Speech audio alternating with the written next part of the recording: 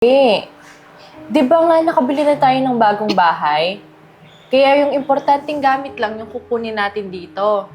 O tara, akit na tayo sa taas.